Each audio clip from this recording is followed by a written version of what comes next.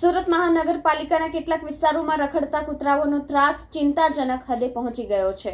આવી જ એક પાલનપુર પાટિયા વિસ્તારની સોસાયટીમાં રખડતા કૂતરા સોસાયટીના રહીશો માટે મુસીબતરૂપ પુરવાર થયા છે।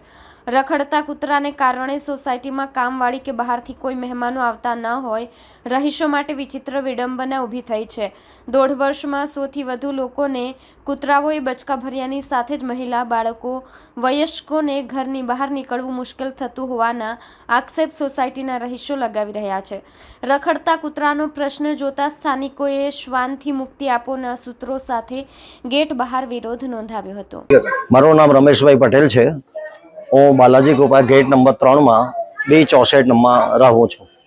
અમારી એવી સમસ્યા છે કે જેની વારંવાર રજૂઆત કરવા છતાં પણ એનું કોઈ નિરાકરણ આવ્યું નથી। બાળકો, મહિલાઓ, કર્મચારીઓ, અવર જવર કરનારા અન્ય અને મહેમાનો એક એવા ભયના ઓથારમાંથી આવતા હોય કે જતા હોય છે કે જેને અમે સહન કરી શકતા નથી। આ માટેની અમે અનેક જગ્યાએ રજૂઆત કરી પણ એનું કોઈ પરિણામ અત્યાર સુધી આવ્યું નથી। માત્ર કદીક કૂતરાને પકડી જવું અને બીજે દિવસે પાછું યથાસ્થાને છોડી જવું એ સિવાય કશું થતું નથી।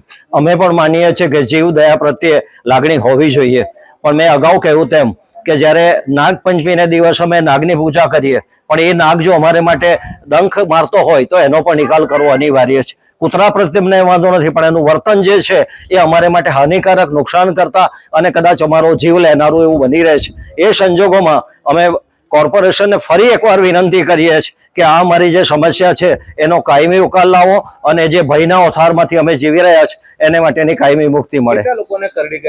અત્યાર સુધી અસંખ્ય, ગણતરી તો નહીં થઈ શકે પણ 100, 150, 200 લોકોને, એમાં કેટલાક આવીને બિચારા ઘરે જતા રહેતા હોય, કરડ્યું હોય એટલે એને ગણતરી નહીં શકે પણ અનેક લોકોને અત્યાર સુધીમાં કરડ્યા છે અને એ અસહ્ય અને અવર્ણનીય છે।